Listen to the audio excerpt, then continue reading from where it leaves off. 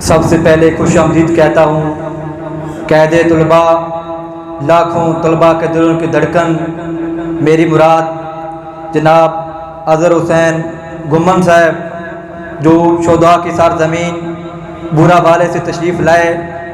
ہم دل کی گہرائیوں سے خوش آمدید کہتے ہیں۔ اور اس کے بعد حضرت علامہ مولانا مفتی عصمت اللہ سیالوی صاحب، ان کو خوش آمدید کہتا ہوں، اور ان کے ساتھ جناب مار نعیم منظور صاحب پریس سیکرٹری انجمن طلبہ اسلام جنوبی پنجاب، جناب برادر عمران صاحب رکن انجمن طلبہ اسلام پاکستان،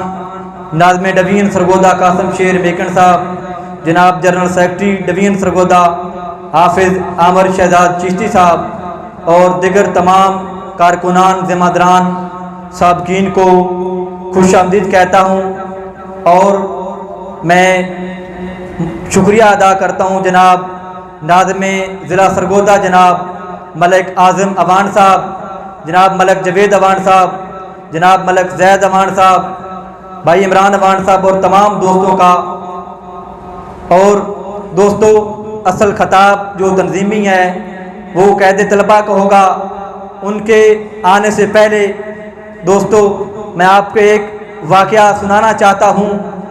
کہ انجمن طلبہ اسلام کے ایک شہید افضل شہید گجرانوالہ سے ایک رات وہ اندھیری میں گھر سے باہر چلے گئے۔ جس باپ کا جوان بیٹا اندھیری رات میں گھر سے باہر چلا جاتا ہے تو اس کے باپ کو تکلیف ہوتی ہے کہ میرا بیٹا کدھر گیا ہے۔ اس کا بیٹا بھی اس کے پیچھے چل پڑا۔ اس نے اندھیری رات میں دیکھا کہ اس کا بیٹا ایک ویرانے میں کھڑا ہے، کبھی ایک ہاتھ اٹھاتا ہے اور پکارتا ہے سیدی مرشدی، پھر دوسرا ہاتھ اٹھاتا ہے اور پکارتا ہے یا نبی یا نبی۔ اس کے والد نے اس کے کندھے پہ ہاتھ رکھا اور پوچھا افضل بتاؤ اب تو نعرہ کس کو سنا رہا ہے؟ اب تو نعرہ کوئی بھی سننے والا نہیں ہے۔ انجمن طلبہ اسلام کا جیالہ جوان بولا، کہتا ہے ابو میں جس کے لیے نعرہ لگاتا ہوں وہ اب بھی سن رہا ہے، اور میرا یہ دل کرتا ہے اس رات کے ویرانوں میں میں اپنے نبی کو پکار کر لذت لوں۔ دوستو، یہ وہ ہے انجمن طلبہ اسلام جس کے بارے میں حضرت پیر محمد کرم شاہ صاحب الازہری یہ فرمایا کرتے تھے، اگر مجھے دور اندھیروں میں کوئی روشنی کی کرن نظر آتی ہے تو وہ انجمن طلبہ اسلام ہے۔ انجمن طلبہ اسلام کے کچھ لوگ حضور کے پاس پہنچے، کچھ معاملات ڈسکس کرنے تھے، تو حضور فرمانے لگے اے جوانوں مجھے انجمن طلبہ اسلام کا ہمدرد بنا لو، میرا ہمدرد فارم فل کر دو۔ تو دوست کہنے لگے حضور ہماری ایک شرط ہے، ایک تو ہم 32 سال سے کم نوجوان کو لیتے ہیں، دوسرا ہم اسٹوڈنٹ کو لیتے ہیں،